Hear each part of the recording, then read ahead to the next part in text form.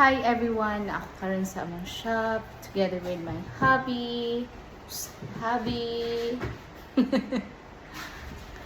Here, muna mag-set up among small business.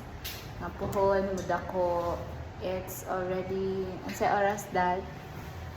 It's around 9 p.m. So this is our shop and my eldest. Gikan may family bonding, so nahapit sa mig shop. So this is the other side sa among shop. Ginagamit ni for corporate meetings, so on and so forth, with a split type aircon, with a free water here, coffee, and so on and so forth.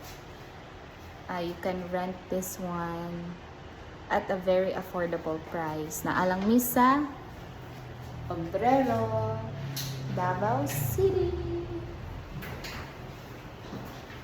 What can you say to the viewers, ate?